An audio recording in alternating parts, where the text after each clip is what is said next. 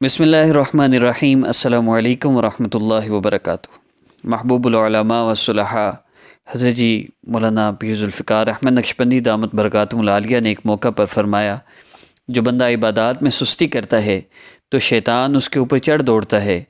دنیا کا دستور ہے، جب کوئی اپنے دشمن پر قابو پائے تو سب سے پہلا کام یہ کرتا ہے کہ جو اس کے پاس سب سے مہلک چیز ہوتی ہے وہ اس سے چھین لیتا ہے۔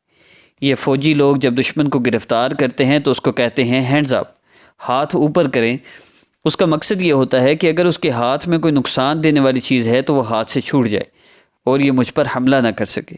شیطان بھی یہی کرتا ہے کہ جب بندے کے اوپر قبضہ جماتا ہے تو سب سے مہلک ہتھیار جو بندے کے پاس ہوتا ہے وہ اس کو بندے سے علیحدہ کر دیتا ہے۔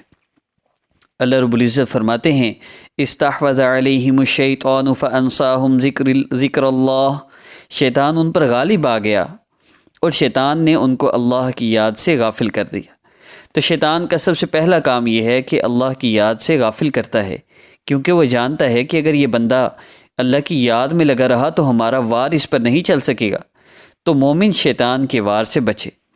دیکھیے، شیطان کے وار سے بچنے کے لیے اللہ کے پیارے حبیب صلی اللہ علیہ وسلم نے ایک ایک بات ہمیں سمجھا دی، کھول کھول کر بتایا۔ اس طرح کرو گے شیطان آ جائے گا، حملہ کرے گا، تمہیں ورگلائے گا۔ اس لیے ہمیں چاہیے کہ ہمیں عبادات میں سستی نہ کریں، وقت پر نماز کی پابندی، نماز کا اہتمام کریں اور باقی عبادات میں اپنے آپ کو اتنا مصروف کر لیں کہ اللہ کی نافرمانی کرنے کا اور شیطان کے ہمارے اوپر مسلط ہونے کا موقع ہی نہ ملے۔ وآخر دعوانا ان الحمد للہ رب العالمین۔